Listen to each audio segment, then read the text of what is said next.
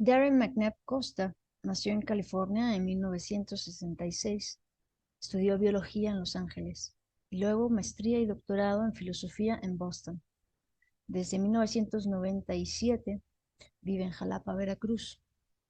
Fue maestro de filosofía en la Universidad Veracruzana durante 23 años. Es autor del libro Hombre, Signo y Cosmos, la filosofía de Charles Spears, y también es conductor del podcast La Fonda Filosófica.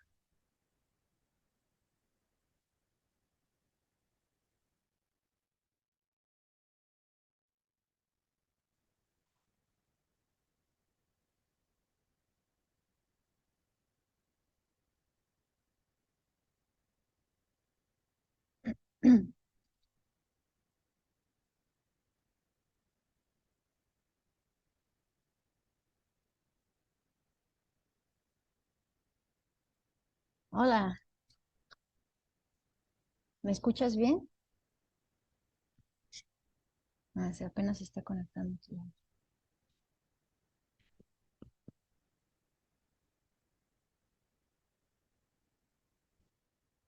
Hola,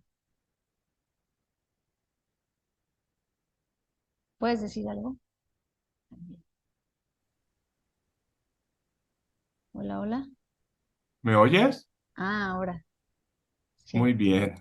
Mucho gusto. Buenos días. Igualmente, buen día, ¿cómo estás? Bien, bien. Aquí trabajando un poco en un nuevo video de la Fonda. Qué bueno.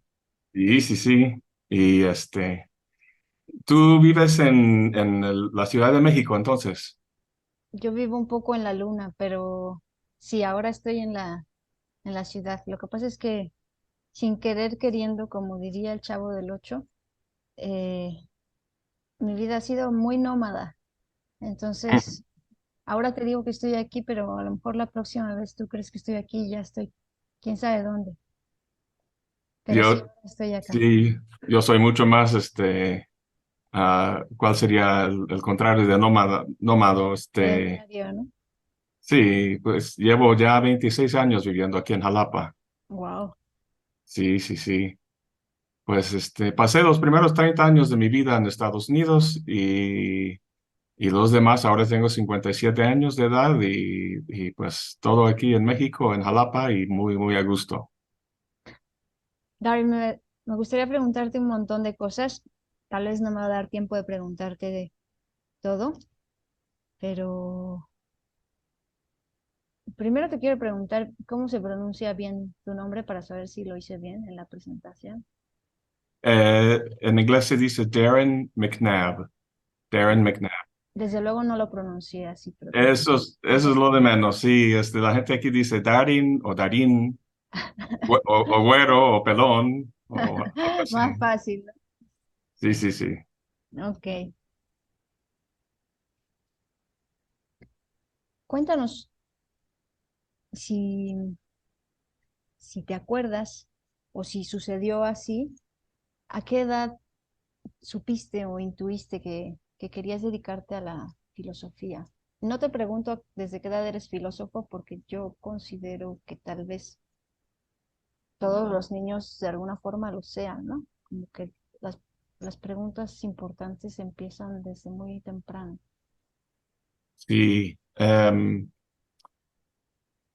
Pues tendría que ser a los 20 años de edad, así más o menos formalmente a los 20, aunque yo creo que preguntas, inquietudes filosóficas Ujú. me interesaban, me inquietaban desde antes, pero no tenía yo un marco para pensarlas, para cuestionarlas, más que un marco religioso. Entonces, se expresó, digamos, en el marco de una crianza en el catolicismo y la medida en que cuestiones de Dios y la vida y el sentido de la vida y todo eso, pues esté ahí en ese entorno.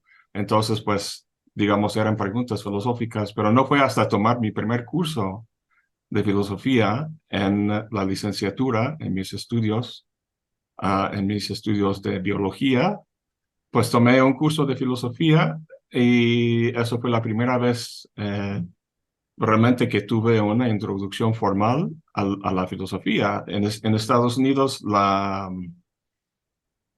en la preparatoria los jóvenes no son expuestos a la filosofía, no hay, digamos, un curso de introducción a la filosofía. Y aún así, yo no tenía realmente el concepto es decir, de ser un filósofo, ni mucho menos un académico universitario. Simplemente sabía que era una cosa que no podía dejar de un lado y hacerle caso omiso. Es algo que necesitaba yo para la vida y no sabía cómo iba a expresarse, pues resultó expresarse así en ese sentido de ser profesor y académico y todo eso. Pero yo tenía muchas ganas de ser poeta, me gusta mucho, mucho la poesía. Y yo reconocía en los filósofos, en las cosas que leía, etcétera, cierto peso. ah, y pues lo que en latín llaman gravitas, ¿no? Que yo pensaba que un buen poeta necesitaba, esa sabiduría sobre el mundo, ¿no? Y entonces esto también era parte ah, de la ecuación. Pero entonces diría más o menos a los 20 años de edad. ¿De qué lugar de California eres? Yo nací en un pueblito que se llama Visalia, que está en el justo centro del estado de California. Okay. Es un pueblo de granjeros portugueses, aunque al menos lo era hace mucho tiempo. Ahora pues ha cambiado la demográfica, pero todavía hay muchos portugueses ahí. Mi madre es de descendencia portuguesa y, y mi padre de descendencia escocesa. Ujú. Él trabajaba empezó a trabajar en una tienda departamental eh, y iba así como escalando, digamos, la escalera corporativa, llegando a ser este gerente de tiendas. Y entonces movíamos mucho eh, en mi juventud de ciudad en ciudad. Por eso Entonces viví, ahora estás más quieto. así es, mucho, mucho más. Y entonces he vivido en Arizona, en el sur de California, y estudié luego muchos años en Boston, estudiando la maestría y doctorado en filosofía. Darren, ¿y fue una especie de crisis, digamos, este descubrimiento? ¿Tuviste que enfrentarte a la caída de algún paradigma familiar, cultural, como en el sentido de que esa base de la que tú hablas fuese religiosa, por ejemplo, que tú empezaras a cuestionar como, ¿esto yo creo realmente en esto o no? ¿Fue difícil a nivel personal? Sí, fue muy difícil por un par de razones. O sea, yo estaba estudiando la biología para encaminarme a la escuela de medicina, yo quería ser médico, y entonces, por un lado, tomar la decisión de dejar ese camino de la medicina y dedicarme al estudio de la filosofía fue una fuerte ruptura con las expectativas sociales Ujú. en Estados Unidos. Obviamente la familia, los amigos, pues dicen, ¿qué estás haciendo? ¿Cómo vas a ganarte la vida? Em, Toda esta cuestión, ¿no? Entonces, em, por el otro lado, fue algo, la, o sea, otra problemática, digamos, tenía que ver con mi sexualidad. Yo soy gay Ujú. y en aquel entonces era mucho más, pues, tabú y era la época del SIDA que estaba saliendo y mucha discriminación y yo estaba profundamente en el closet. Y encontré en la filosofía, digamos, una, digamos, no quiero decir armas, no me gusta la metáfora, pero básicamente armas, ¿no? Para defenderme Ujú. ante esa violencia social. Armas Entonces, intelectuales armas intelectuales, sí, como sí, argumentos, fundamentos. Ajá. razones para poder desmentir Ujú, ah, pues los prejuicios y las estupideces. ujú.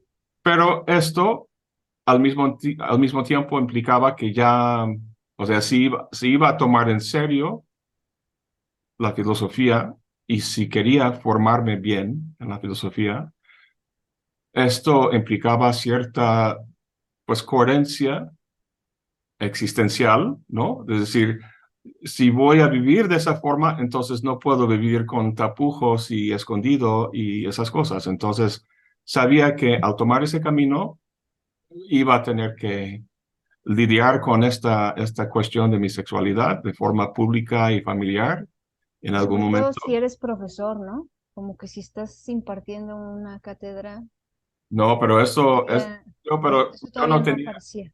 eso no existía en ese momento. Yo era un alumno Ah, ok. y yo tenía 20 años de edad. Entonces, yo llegué a ser profesor a los 30 años de edad, o sea, 10 años Tampoco, después. tampoco, o sea, no te visualizabas ya dando clases en No, ese no, entonces. no, no.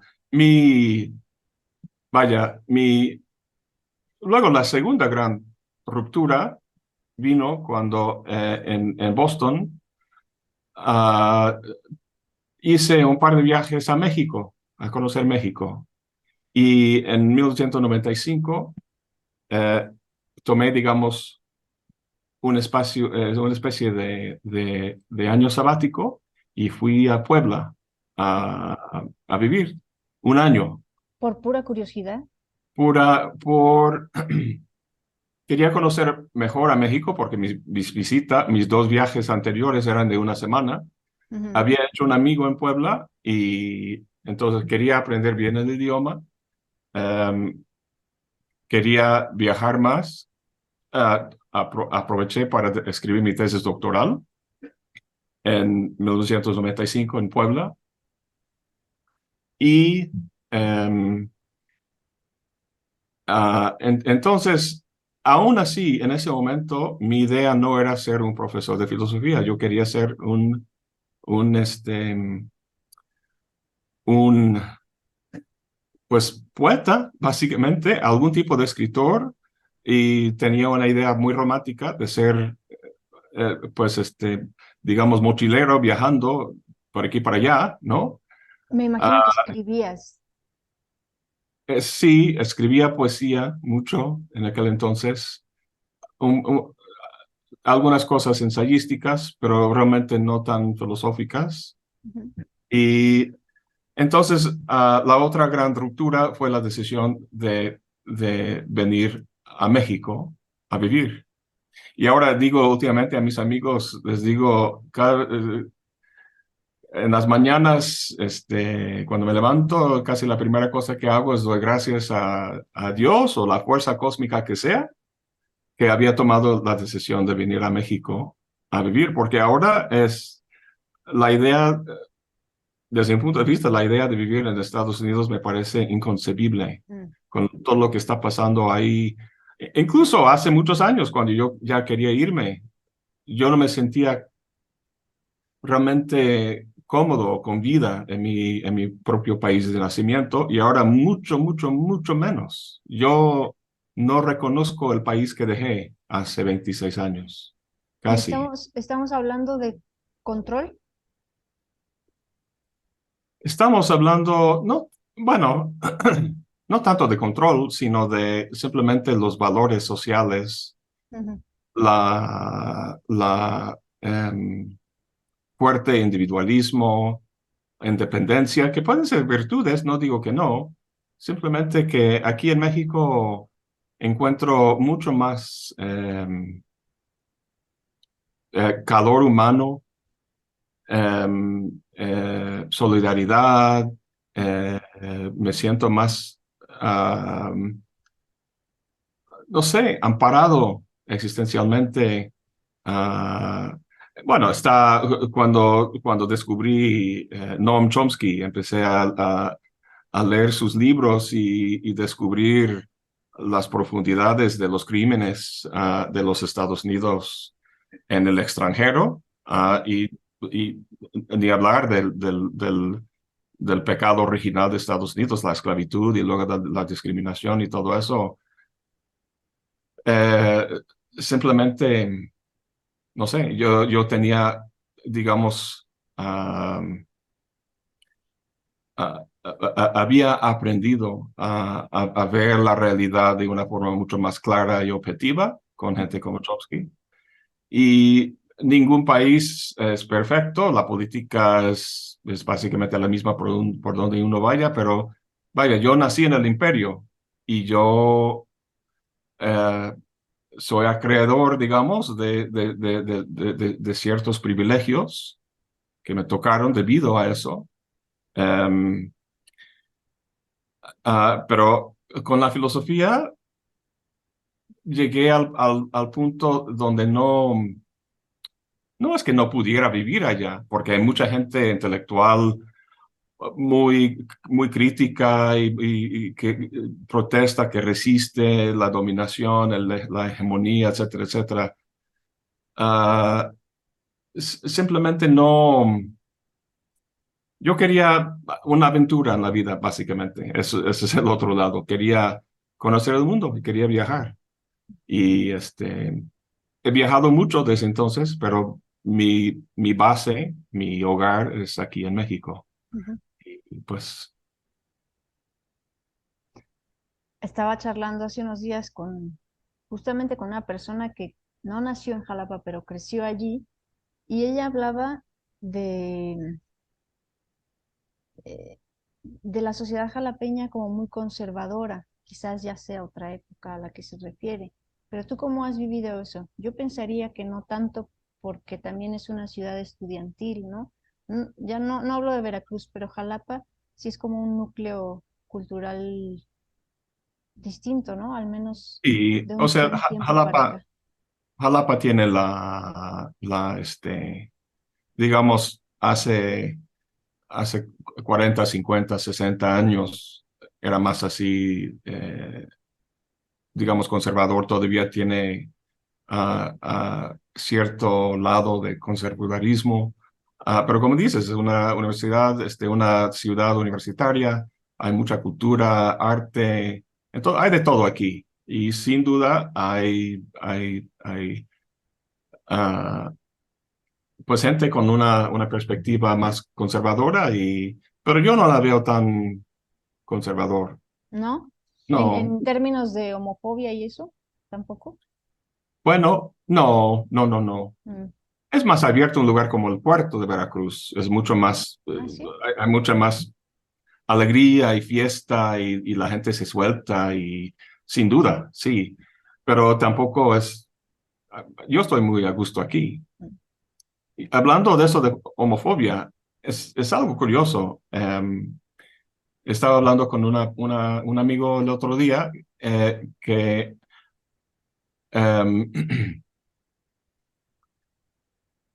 en cuestión de unos cuantos años ha cambiado mi opinión con respecto a los logros sociales, con respecto a los derechos de la gente LGBT. LGTB. Ujú. Em, o sea, hace, no sé, 5 o 7 años, yo, yo, em, nunca he sido un gran activista saliendo en las calles y protestas por los derechos de los gays, matrimonio, lo que quieras. Simplemente porque yo percibía una marcha que yo percibía como inexorable en este estado liberal en que nos encontramos hacia esos derechos y que eso ya está ganado y cuando en Estados Unidos aprobaron el matrimonio gay, todo eso, pensaba, pues ya todo eso está ya normalizado. Y en los últimos años, especialmente en Estados Unidos Ujú. y en Y otros en países, Europa también, en Europa, como con que el hay un retroceso. cierto retroceso, con la vuelta de los autoritarismos, el fascismo. Está todo otra vez en tela de juicio y Ujú. es preocupante, no solamente para los gays, sino para pues muchas minorías. Sí. Quizás esto sirva como una puertecita de entrada a un tema que a mí me gustaría tocar. Quizá no nos dé mucho tiempo de profundizar, pero primero tengo que decir que hace algunos meses me volví adepta a la Fonda Filosófica. Es un muy buen lugar Qué para bien, estar, me da mucho gusto. para aprender. Y estás frente a alguien que es de lo más antiacadémico que existe. O sea, me cuesta, ¿no? Pero como es un espacio en el que yo puedo llegar pues cuando a mí me apetece y explorar los temas que me interesan, me lo paso muy, muy bien. Y te Qué felicito bien, y te agradezco. muchas gracias. De hecho, tengo por aquí, porque estábamos preparando un conversatorio y yo andaba buscando, bueno, algunas pistas sobre Heidegger y el ser y el tiempo y demás. Y tengo aquí mis apuntes con ilustración y todo, y al final ni los usé, pero, pero aprendí mucho. Em, un video que, bueno, una serie de videos que vi hace no mucho fueron eh, sobre la sociedad del espectáculo. Ujú, Y yo creo que casi cualquier tema del que hablemos ya se puede vincular a esos términos. así es, sí. A mí me interesa abordarlo pues desde mi trinchera, que sería la literatura, pero puede ser el arte en general. Y tú además que llevas dentro un poeta, no te será tan difícil reflexionar al respecto, creo. ¿Cómo lo ves tú? O sea, ¿cómo, cómo el arte o un artista o un grupo artístico puede librarse, si es posible, o salvarse un poco de, pues de caer no en el espectáculo, porque el espectáculo digamos que ya es todo, ¿no? Todo es espectáculo o simulacro, Ujú. pero ¿cómo evitar que la obra en sí se convierta en una mera mercancía y el artista en mercader? Sí, bueno, muy difícil la Sí, no, pregunta, tampoco espero que me respondas ahí, pero más o menos, ¿qué opinas? porque también está en la cuestión no solamente del arte, es también el pensamiento. Ujú, El pensamiento mismo. Estoy desde que renuncié a mi plaza en la universidad y ahora estoy, digamos, jubilado o independiente. Estoy tratando de entender mi identidad, mi quehacer como filósofo, como pensador fuera de la academia.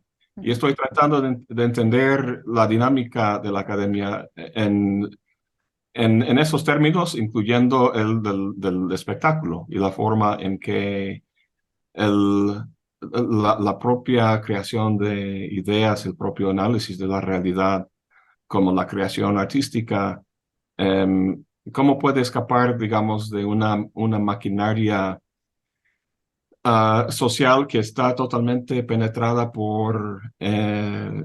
pues, por cuestiones económicas que rigen ah, digamos, lo ancho, digamos, de la existencia social. es muy difícil escapar de eso. Em, y especialmente para un artista, pues todo el mundo tiene que comer, tiene que ganarse la vida de alguna forma. Entonces, en alguna forma, uno tiene que ser, eh, em, tiene que, pues, vender algo, tiene que ofrecer algo para recibir algún ingreso. Em, entonces, ¿cómo hacer eso desde el arte? em, y no vender, digamos, el alma al diablo económico-social. Ujú, Ojalá tuviera una bonita respuesta. El arte, em, es decir, si abstraemos o dejamos de un lado la cuestión de que uno tiene que, de alguna forma, ganarse la vida con su arte, el arte, o sea, dejando esa cuestión de un lado, el arte es una de las expresiones culturales más aptas para cuestionar y resistir, digamos, el dominio y la hegemonía del espectáculo. ujú. En la medida en que el arte sea capaz de captar o comunicar algo sobre la singularidad del objeto, de algo afuera de nosotros mismos, ¿no? En el lenguaje, en el discurso, en el trabajo académico, en las redes y todo el mundo digital de comunicación.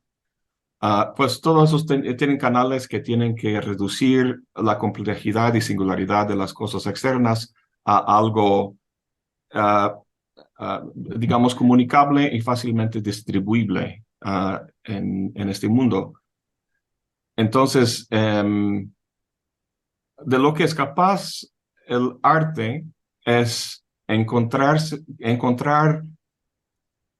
ah, es, estoy tratando de pensar aquí en voz Está alta. bien, está bien. Sí, sí, sí, sí. Em, está, es decir, en el pensamiento, en la filosofía, en cualquier discurso lingüístico, utilizamos el concepto para reducir la naturaleza de algún objeto, lo que nos interesa. Utilizamos el concepto para reducirlo a algo conocible. a Como algo, convertir una novela en un libro, por ejemplo.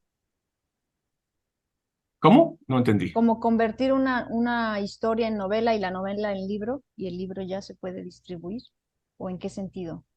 Digo, en cualquier sentido, o sea, en nuestra vida mental, racional, sea filosófica, sea científica, en general, utilizamos conceptos para abordar nuestra experiencia del Ah, ok, mundo. ok. Entonces, entonces ponemos las cosas, subsumimos, ese es el término en filosofía, subsumimos las cosas debajo de los conceptos.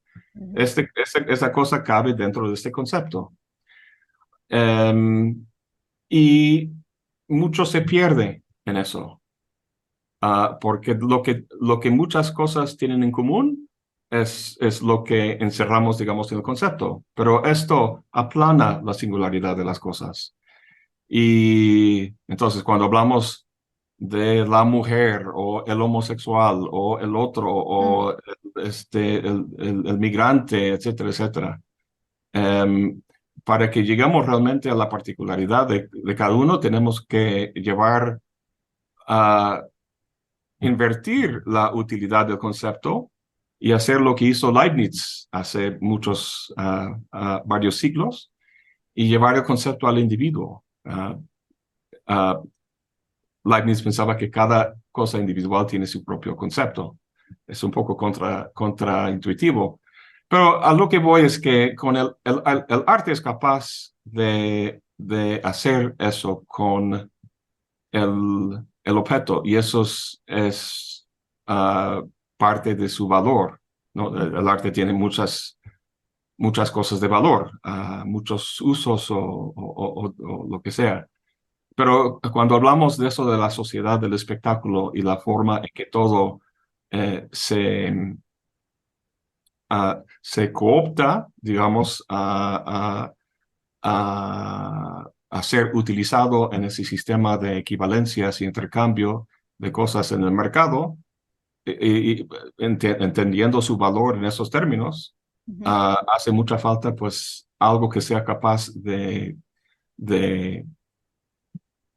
no sé, despertarnos de este sonambulismo ante el mundo que nos rodea para que lo veamos de una forma distinta en su particularidad. Em, entonces, pues la poesía, ¿no? Hace eso cuando logra el peligro con la poesía y cualquier lenguaje que se utiliza de forma literaria es obviamente el cliché, ¿no?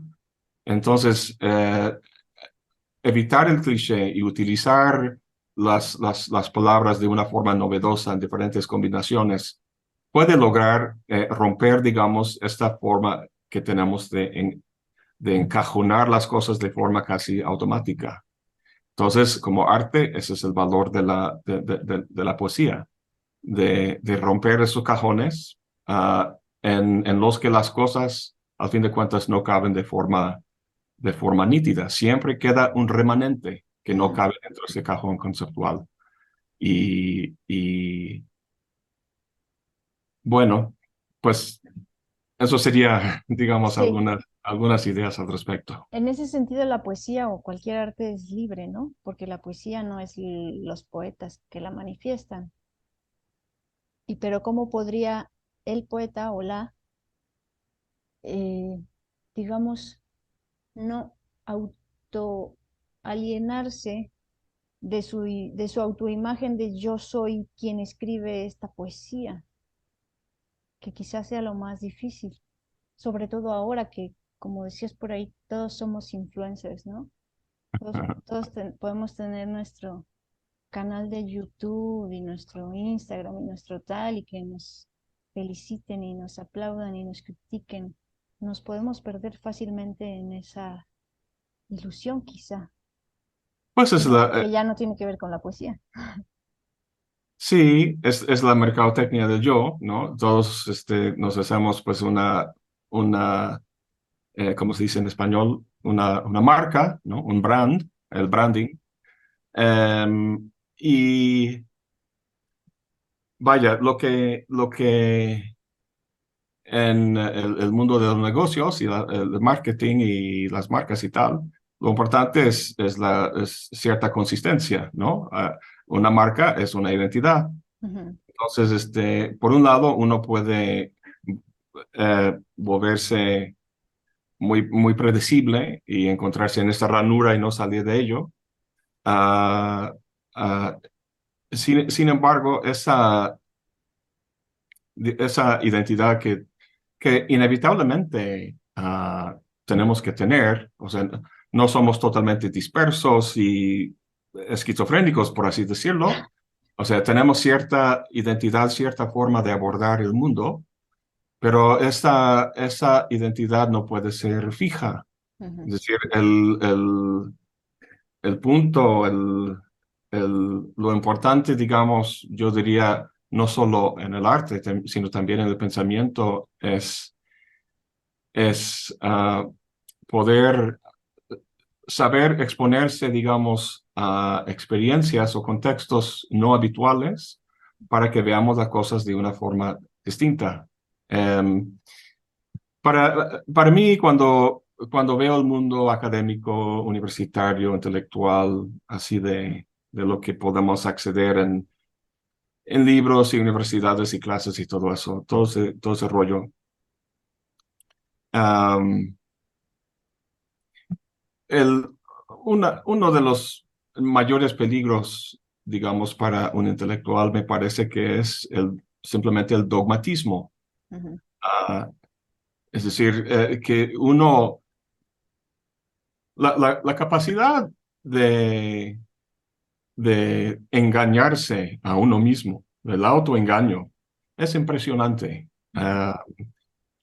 Conozco gente con mucha gente con grandes estudios, muy inteligentes, muy intelectuales y todo eso, ah, que, que sí pueden poner sus habilidades analíticas al estudio, al análisis de algún objeto, pero llevan esas herramientas y análisis solo hasta cierto punto.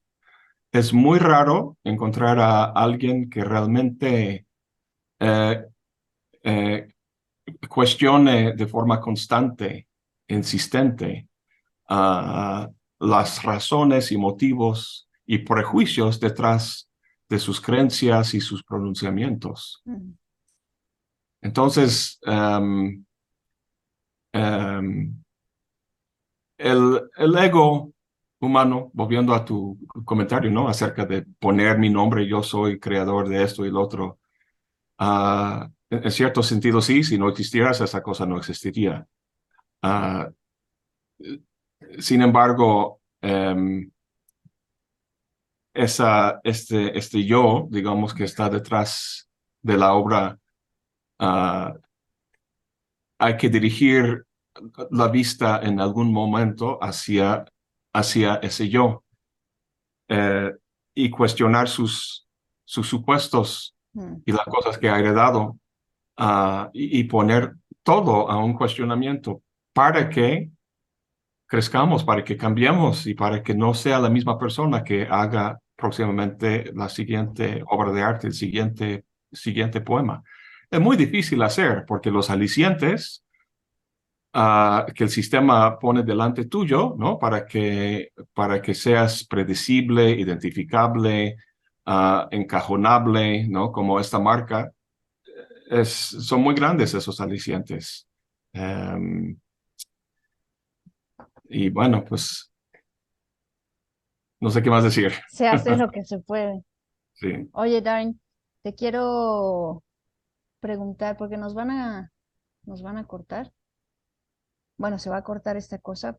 Entonces, ¿tienes unos minutos más para ir cerrando la entrevista? O sea, que Ok, salgamos y volvamos a entrar. Y otra cosa sí. que te quería pedir es, me parece que al final del último video, justamente de La Sociedad del Espectáculo, leíste un poema. A mí me gustaría que leyeras ese poema u otro poema que te guste mucho o que creas que viene más al caso. Ok, ahorita que termine el tiempo, veo que son 2 minutos. Ya Ya de estamos. vuelta. Muy bien. ¿Listo? Yo pensaba que eran 40 minutos, pero ya son 30. ¿Cómo? O sea, el Zoom daba 40 minutos gratis y ahora son media hora nada más. Y luego serán 10 minutos y luego ya nada. Híjole. Bueno, Pero hay que aprovechar aunque sean 30. sí, Oye, ¿te puedo hacer una pregunta un poco superficial? claro. No, no soy constantemente una persona profunda, soy un ser humano normal. Ya, ya. ¿Tienes algún, digamos, algún sistema para elegir tus camisas y corbatas para la ronda filosófica? Ah, no, la única cosa que trato de no hacer es cuando estoy haciendo una serie, a veces hago un video de la serie y luego paso a otro tema Ajá. para para que los que no estén interesados en la serie no tengan que ver constantemente videos sobre eso, sino que puede ver otros temas. Entonces, siempre, cuando hago un nuevo video, checo a ver si el último video en esa serie, cuál era la camisa que usé para no repetirla, nada más. Ah, muy bien. Y yo simplemente, pues mis profesores utilizaban corbatas, entonces esa es la impronta que tengo, ¿no? El modelo que tengo. Me gusta. O sea, los hombres tienen pocas cosas así como para asesorarse en su vestir, ¿no? Las Ajá. mujeres muchas cosas y los hombres muy pocas cosas. Entonces, a mí me gusta la corbata Y tengo, pues, a lo largo de los años, pues, regalos y compras, entonces tengo muchas corbatas y entonces, simplemente en el momento, pues el capricho que me pega, pues así lo Pues pongo. a mí me parece un detalle bonito. Estuve incluso tentada a ponerme una corbata para entrevistarte, pero no encontré ninguna. Ah, vaya. Estaba yo pensando, ¿me pongo corbata o no? Y dije, no, no, pues ya. Mm. Darren, eh, ¿tienes por ahí algo que nos puedas leer? Sí, me habías pedido algún poema. Y el chiste es que son, eso es un fuerte problema que tengo con la poesía en español. La poesía es algo que amo profundamente. Ujú, Sin embargo, no tengo muy buen oído para el, el español, o sea, en forma poética. O sea, en conversación y así, comunicación de información y tal y cual, pues no hay problema. Pero para que yo aprecie, para que encuentre yo belleza en un poema escrito en español, ujú, es muy difícil, simplemente porque no tengo el oído como lo tengo para el inglés. ujú. Pero sí hay algunos. Tengo aquí un libro de poesía de Jaime Gil de Biedma. Y es bilingüe, o sea, traducciones al inglés. Y voy a leer el último poema que aparece en el libro, que trae como título De Vita Beata, en latín, De Vita Beata. Bueno, dice, es corto el poema. Dice, en un viejo país ineficiente, algo así como España, entre dos guerras civiles, en un pueblo junto al mar, poseer una casa y poca hacienda y memoria ninguna, no leer, no sufrir, no escribir, no pagar cuentas y vivir como un noble arruinado entre las ruinas de mi inteligencia. Me gusta mucho eso, porque me identifico un poco con eso ahorita en esta etapa de mi vida. O sea, sí leo mucho y escribo, pero me siento así como ya habiéndome extraído un poco del seno social de trabajo y debate y todo eso y estar constantemente con otros y tal y cual. Como que retiro a una casa por el mar. Bueno, tengo un río al lado de mi casa, entonces Ujú. más o menos sirve de lo mismo. Y vivir como un noble arruinado ah, entre las ruinas de mi inteligencia. Es un poco tétrico y dramático, ah, pero algo en eso pues me habla. Y especialmente últimamente leí un libro maravilloso que tiene que ver justamente con eso, ahora que lo pienso, que es El gato pardo de Giuseppe di Lampedusa. No sé si lo has leído. No, Te lo recomiendo muchísimo. lo apunto. El gato pardo pues el apellido es Lampedusa, di Lampedusa. Es un famosa novela escrita por un noble, Ujú, precisamente por un noble arruinado, o un noble cuya casa iba, digamos, en declive, en descenso. Entonces, la novela tiene lugar en el siglo XIX y tiene que ver con los cambios sociales. Toma el punto de vista de don Fabricio, que es el príncipe de la casa de Salina, y es y la figura, el emblema, digamos, en su, ¿cómo se llama esa cosa que tienen las familias reales? escudo. Escudo, es un leopardo, un gato pardo. Ujú, Y bueno, básicamente habla de esa transición de una Italia de muchos principados, ¿no? Que no era realmente del Estado italiano, no existió hasta no sé en qué fecha del siglo XIX, y luego pasando ya a una democracia ya consolidada y plena, donde el poder de esos nobles va por abajo. Entonces, Ujú. puede parecer, o sea, la temática puede parecer un poco, eso no me interesa, pero créeme que es un lenguaje bellísimo y la forma en que ese noble, que así era el autor, Giuseppe de Lampedusa, ¿no? Entonces, su personaje es ese Don Fabricio, ¿no? En el siglo XIX. Y es simplemente bello. La forma de describir la vida y la muerte hacia el final es sublime. Simplemente me encantó, me encantó. Entonces, me encuentro ahora en una nueva etapa de vida. No me siento, digamos, a lo mejor arruinado, como dice en el poema, comparado con em, el contexto que dejé atrás, ¿no? O sea, para mucha gente, si no eres, si no tienes ese puesto, ese lugar, esa influencia, presencia y todo eso, entonces eres un Estoy de nobody, acuerdo. eres un nadie, ¿no? Y eh, entonces, pues, vaya, desde ese punto de vista puede verse como arruinado y lo acepto, o sea, me gusta tomar.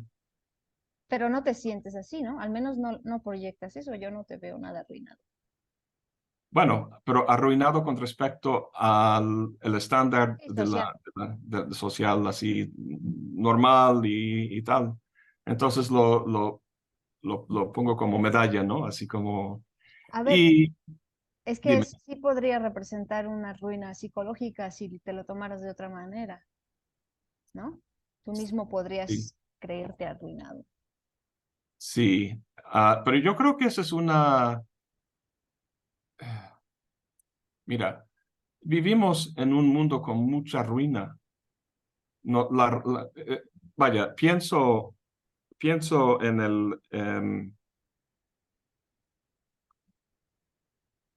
pienso en el famoso escrito de Walter Benjamin, Ujú, donde está describiendo una pintura del artista Paul Klee y la pintura, no sé, no recuerdo si es la pintura o su pequeño escrito se llama Angelus Novus, ¿no?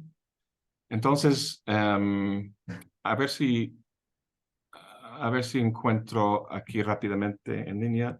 Luz español. Para leértelo, porque es realmente impresionante. Em,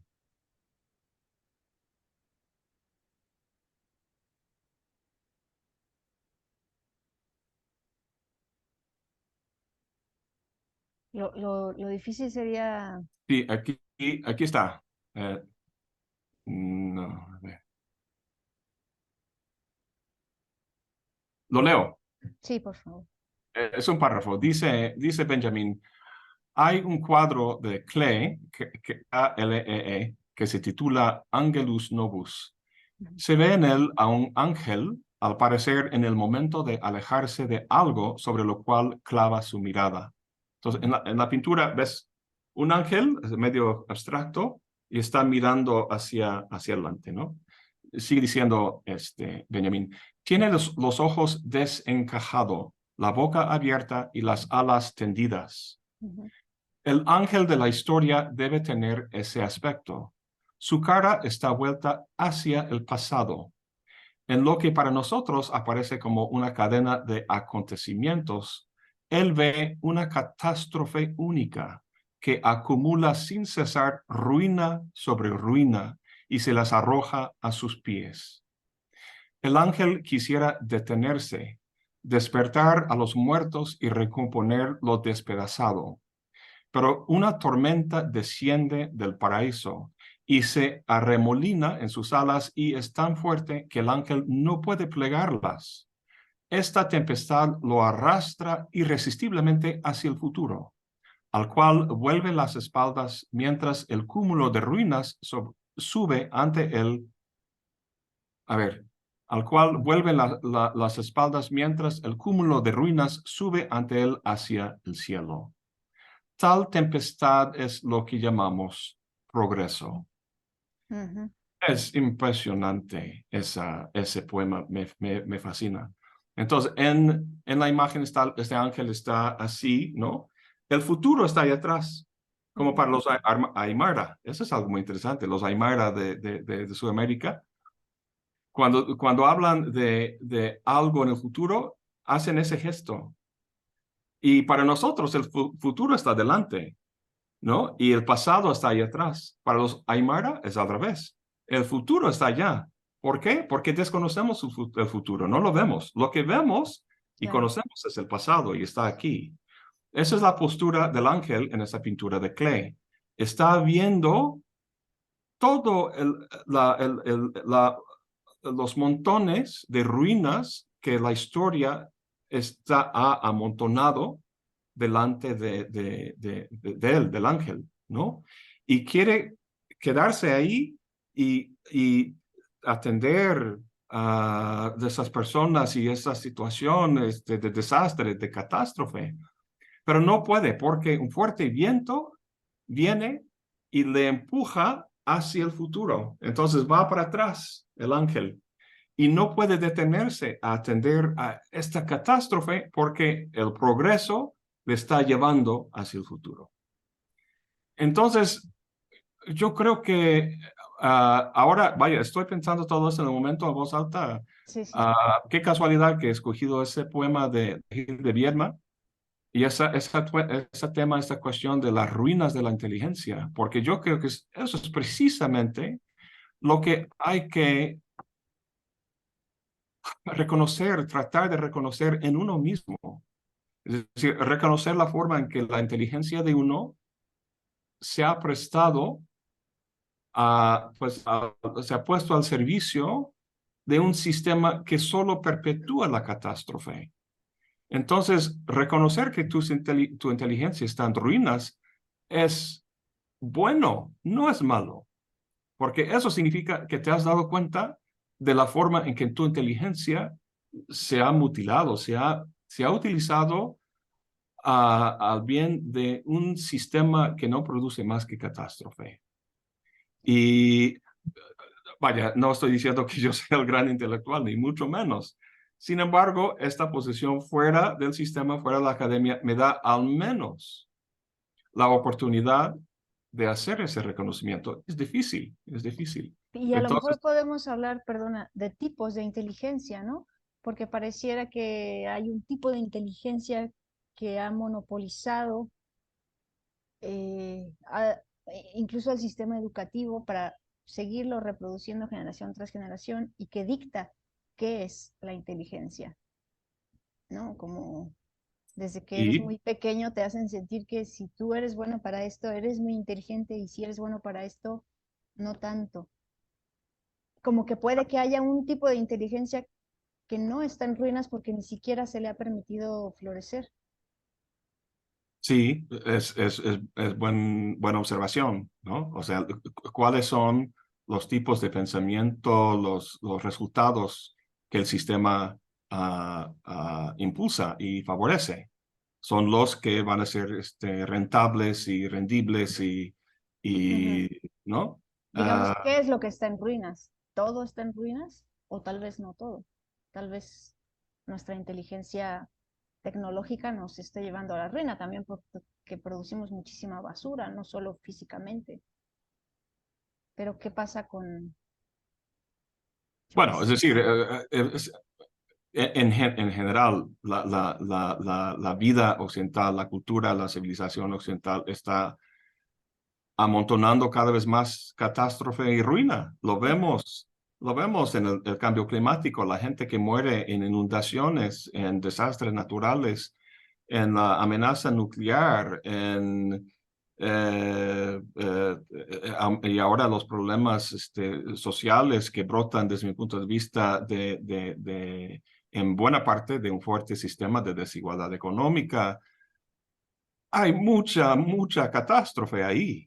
Eh, Eso no quiere decir que todo esté totalmente aplastado y no hay remedio y no hay esperanza y no hay forma de ver un futuro mejor. Claro que hay destellos y posibilidades de resistencia en todo eso. Em, entonces, ah, pero en general, el sistema, el espectáculo que rige en mayor parte el funcionamiento de las cosas y las personas está produciendo un sistema insostenible en muchos sentidos, que no puede calificarse más desde mi punto de vista como catástrofe. Y yo, y luego pienso en eso como un noble arruinado, ¿no? En ese rinconcito de Jalapa, al lado de un río, en un bosque, y reconozco que yo vivo relativamente lejos de esa catástrofe y que tengo o sea, he tenido muchos privilegios y lujos en la vida y me siento muy fuertemente con de, la obligación de, no sé, de utilizar mi inteligencia arruinada, y con eso quiero decir algo bueno, no malo, para, para tratar en la medida posible, ¿no? A, parado en los hombros de gigantes, de filósofos muy importantes que me han inspirado mucho, de tratar de difundir una comprensión de esta situación y sus posibles remedios y qué podemos hacer, ¿no? Ujú. Um, En ese sentido, ¿qué hay del ángel? Porque pareciera atrapado entre el pasado y el futuro sin presente. ¿No será, entonces, no será eso que no se da cuenta de que está aquí? no entiendo bien la pregunta, perdón. Digamos, el ángel está de cara al pasado viendo cómo esas ruinas lo avasallan, ¿no? Y crecen hacia el cielo. Es como esto ya se está desbordando. Ujú. El futuro está detrás de sus alas y las alas parecen inútiles, están allí, están abiertas, pero no hacen nada, no parece que les sirvan de mucho. Pero y no será justamente porque está preocupado del pasado y del futuro sin darse cabal cuenta de, sí, pero estoy aquí, soy un ángel y tengo alas, y el pasado y el futuro no están ni adelante ni atrás. Sí, pero el viento que sopla, que se llama progreso, le lleva inexorablemente hacia el futuro.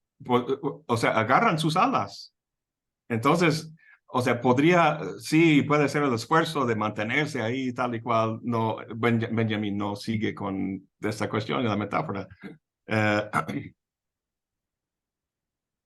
em, Pero ¿y qué sería el progreso? Porque es muy abstracto. O sea, hoy en día, ¿el progreso qué es? ¿El progreso tecnológico? el progreso tecnológico, el progreso de aumentar el PIB, la producción, cada vez más productos para más gente y más contaminación y más ingreso y menos tiempo y más estrés Ujú, y bla, bla, bla, bla, bla, ¿no? ujú, Entonces, em, ¿cómo quedarse en el presente? Entonces, ah, no sé, algunos, como en mi caso, me siento como me he escapado un poco de me he refugiado un poco de este viento del progreso. Me encuentro con condiciones económicas suficientes, ¿no? Para no tener que lidiar con esta tormenta allá afuera. Em, no sé qué decir. sí, no. Puede ser, fíjate que ese discurso del presente, vivir en el presente, creo que puede ser un poco ideológico. Todo se Pero, discute. pero si estás presente no es ideológico, ¿no? O sea, si es un discurso, es un discurso. Bueno, no hay que descuidar ninguna dimensión del tiempo. Ujú, Pero yo creo que hay mucha gente, hay mucha, pues, en los gurús de autoayuda, New Age y todo eso, de, bueno, las propias enseñanzas del Zen y esas cosas, ¿no? ujú. Hay que decir, vivimos demasiado en preocupándonos por el futuro y tenemos remordimientos del pasado y todo eso, y deberíamos vivir en el presente. Ah, estoy ahora preparando un video donde analizo aquí contigo. Esto va a ser el único lugar donde hablo Ya lo estamos de un spoileando. video antes de que salga. Eh, entonces estoy elaborando ahorita un video, espero terminarlo en los próximos días y luego grabarlo y subirlo, donde analizo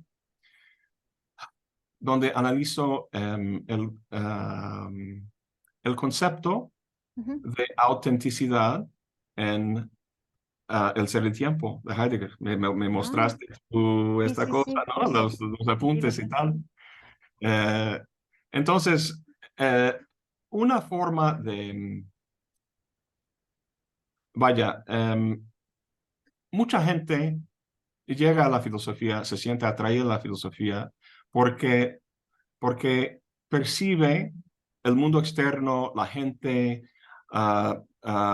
como muy banal y superficial, y van de compras y van corriendo a la plaza y tienen sus bolsas y queremos ponernos encima del otro, ¿no? Queremos estar relativamente mejor que el otro y eso lo hacemos con las compras y bueno, está el mundo social banal, superficial, ah, inauténtico, digamos, Ujú, ¿no? Y nosotros con la filosofía nos sentimos, nos elevamos por encima de, de esa muchedumbre, ¿no? Del rebaño. Y nos sentimos así superiores y mejores, ujú, ¿no? Pero yo me pregunto en qué medida en qué medida estamos haciendo nosotros la misma cosa que hace la gente normal y corriente que trata de ponerse encima del otro de una forma relativa, ¿no? ujú, Em, entonces, esta actitud filosófica de mucha gente que llega a la filosofía es algo que se refleja y se explica y se justifica en el concepto de autenticidad del Dasein, ¿no? Es que es el ser humano.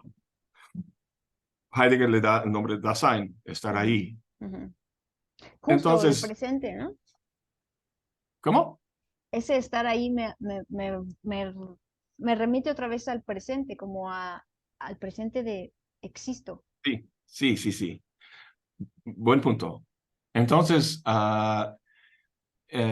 lo que, bueno, para no hacer el cuento largo, el, lo que el Dasein tiene que hacer es rechazar, digamos, la influencia de lo que Heidegger llama el uno o el Das Man, ¿no? Ujú, Donde todo es público, anónimo, donde lo que uno es y lo que hace, lo que piensa, está determinado o es de una función de expectativas y costumbres sociales, públicas, históricas y todo.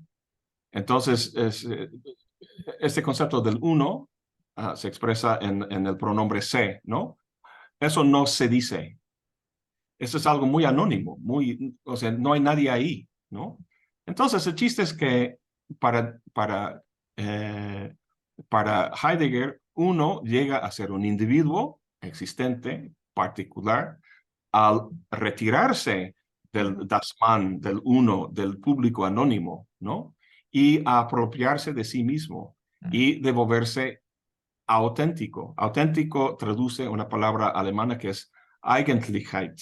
Eigen es un pronombre, que decir mío, propio, ¿no? podría decir hasta arruinarse voluntariamente, ¿no? Porque Eh, renuncias a un y, cierto bueno, sí, pero el punto es que estatus social. El punto es que estoy criticando esto en el escrito, utilizando el libro de otro alemán que me gusta mucho y me parece su pensamiento es muy importante, que se llama Teodoro Adorno. Mm, Y Adorno tiene un libro que se llama La jerga de la autenticidad, donde critica muy severamente a Heidegger y toda esa jerga o discurso de lo auténtico, ¿no? De uno apropiarse de sí mismo, ser dueño de sí mismo, pensar por sí mismo y no dejarse llevar por las modas y costumbres y demás cosas. Eso suena muy bien. Al fin de cuentas, o sea, todo el fenómeno de la enajenación, desarraigo, depresión, ansiedad, angustia, ¿no? Que uno encuentra. Todos esos temas Heidegger trata desde el tiempo. ujú, Entonces, para que Dasein remedie ese, para que salga de todo eso, lo que tiene que hacer es volverse él mismo en el presente y aquí y ahora auténtico y ser dueño de sí mismo. Eso para Adorno es ideológico.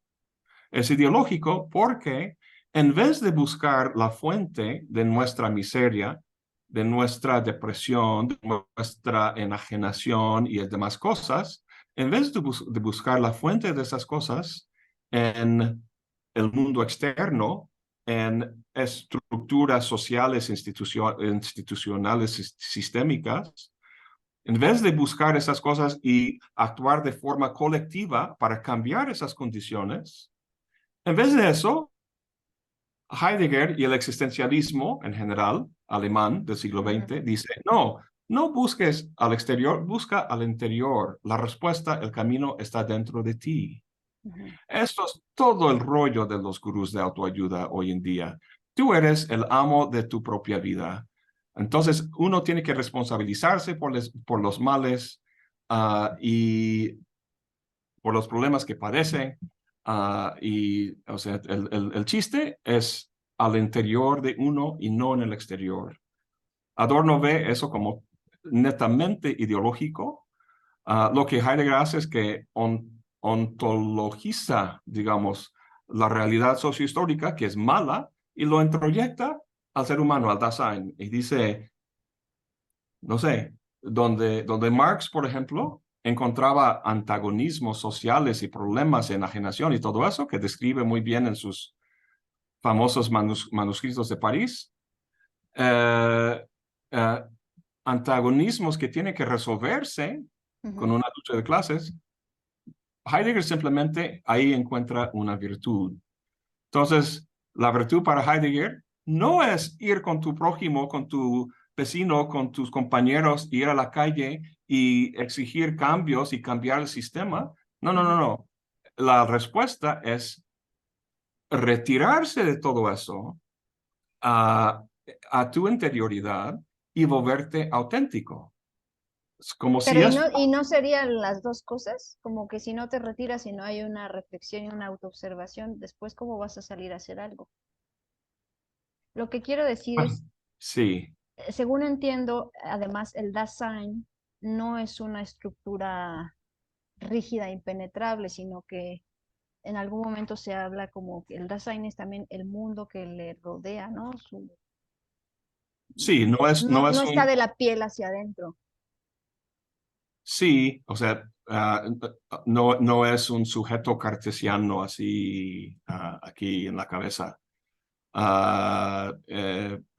Heidegger tiene un análisis, o sea, Adorno no rechaza por completo a Heidegger, solo dice que eso de la autenticidad es jerga.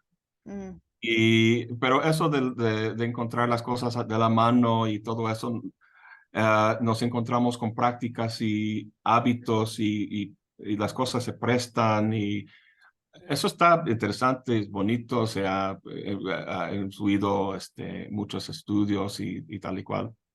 Ah, bueno, em, o sea, esta crítica a Heidegger no quiere decir no ser crítico y ujú, no pensar por uno mismo. ujú, Lo que quiere decir es que los problemas que encontramos como la falta de libertad, de encontrarnos esclavizados de alguna forma, ¿no? O volviendo a la cuestión de la catástrofe, que vivimos en el mundo, la respuesta no es una respuesta existencialista donde cada quien mira únicamente hacia el interior y que se sienta superior y arriba de los demás y yo soy auténtico. Ujú. Esto, perdón, es una mamada. Perdón que lo diga, pero es una mamada. O sea, en el gran esquema de cuestiones históricas de cambio social, es la posición estoica, digamos, de alguna forma, ¿no? Los Pero y estoicos además decían, es imposible, ¿no? Que uno no esté influido por los demás y por su contexto. exactamente, o sea, que alguien sea totalmente único y, y autónomo y auténtico y uno mismo, Ujú, es mentira. ujú, Nosotros somos lo que somos debido al entorno social y familiar y la influencia de otras personas. claro. Copiamos a otras personas. El chiste es no copiarlo de forma total. Pero Ujú, volviendo al estoicismo, la posición de Heidegger y volviendo a fin de cuentas a la cuestión del presente, ¿no? Estamos hablando del presente en vez del futuro y pasado, ujú. es que esto puede prestarse a fines ideológicos en el sentido, así como los estoicos decían, bueno, no podemos cambiar el mundo, pero sí podemos cambiar a nosotros mismos. Está bien, ¿no? Al menos había varios instrumentos psicológicos para hacer eso, y en muchos casos así es, ¿no? Especialmente con respecto a la vida natural.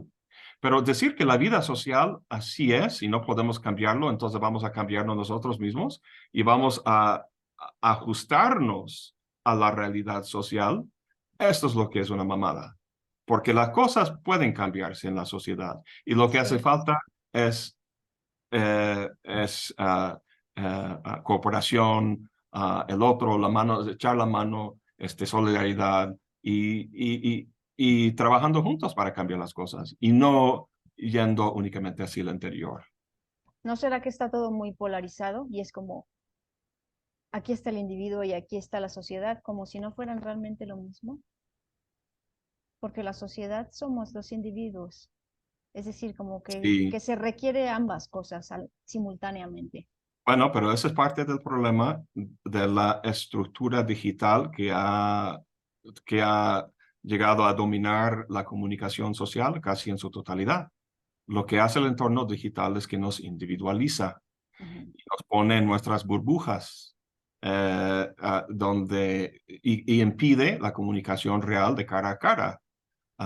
Entonces, cuando la discusión y la comunicación, la deliberación que tenemos que hacer como sociedad sobre temas muy importantes está mediado por un entorno digital, tal y como tenemos en Internet y las redes sociales, el resultado no puede ser otro que catastrófico, porque en vez de habilitar y posibilitar y favorecer la socialización, hace al revés, el contrario, ¿no? Eso ha sido ya muy estudiado, hay muchísimos estudios mostrando, ¿no? Cómo la gente es más, pues se siente más aislada y deprimida en línea en las redes sociales, cuando realmente la vida social, o sea, por un lado, muchos psicólogos dicen, lo más importante en la vida para la salud es tener amigos y apoyo y familia y todo, y no, no.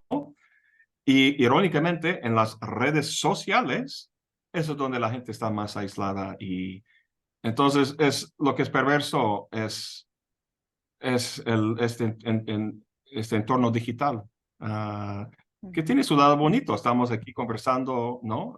De forma muy bonita, pero su efecto general a nivel social es algo perverso. Vaya. Ni hablar. Ujú. Pero vaya, es muy negativo, pero yo creo que vivimos es decir, siempre ha habido posturas negativas hacia el futuro, las cosas van mal, en el antaño era mejor y todo eso. Pero hoy en día yo creo que las cosas son existencialmente distintas de toda época anterior, debido a la naturaleza de la realidad global. Estamos todos comunicados de forma global. del alcance del armamento, la cuestión nuclear y el cambio climático. O sea, todo ha llegado al punto donde ahora los efectos, o sea, hace 200 años una guerra o una pandemia, un problema, se aísla en un lugar geográfico porque no hay mucha comunicación. Entonces, entre más industrialización y globalización de la economía, del transporte, de todo eso, todo está interconectado. De modo Ujú. que el problema tiene repercusiones globales y vaya, entonces yo creo que es, vaya, yo me sentiría así como un fraude si, si simplemente me pusiera una cara optimista y buena onda y vamos a ver el lado bueno, ¿no? Ujú. Eso lo encuentras en la sección de autoayuda en tu librería y entonces de alguna forma vas a sentirte un poco mejor ante la catástrofe que está desenvolviéndose, pero no va a cambiar nada, o muy poco, muy poco. Entonces hay que ser insistentemente crítico y negativo con respecto a esta realidad, porque lo que está en juego es todo, es todo. N- No, Palabras mayores. no está fácil, claro, porque este panorama tan desolador hace quizás que una se retire en un sentido egoísta de decir, no, yo no quiero saber de esto, yo me salgo de Facebook, yo no tengo Facebook, aquí es puro chisme, puro no sé qué, puro no sé cuánto, pero entonces eso te aísla. Bueno, yo creo que es una virtud no tener Facebook. O sea, hace más bien que mal, ¿no? Yo pienso. Uno no tiene que, eh, o sea, tener una perspectiva, una apreciación realista sobre lo que está pasando. No necesariamente tiene que volverse uno aislado. Uno puede ir con sus amigos, sus vecinos, es decir, ¿qué hacemos? Es decir, en vez de pasar la persona pidiendo dinero en la calle y ni hacerle caso omiso, pues Sí. pararte y hablar un poco con esa persona y Ujú, abrirte a realidades que desconoces. ujú. Entonces, el impulso puede ser, al contrario, algo que expande el mundo de uno y le hace más, de hecho, más, Auténtico. bueno, no en el sentido heideggeriano, Ya pero sé. sí, sí, pues así están las cosas, como Pues ves. aquí podríamos estarnos toda la tarde, Darren. Eh, Ahora estoy a la expectativa de tu próximo.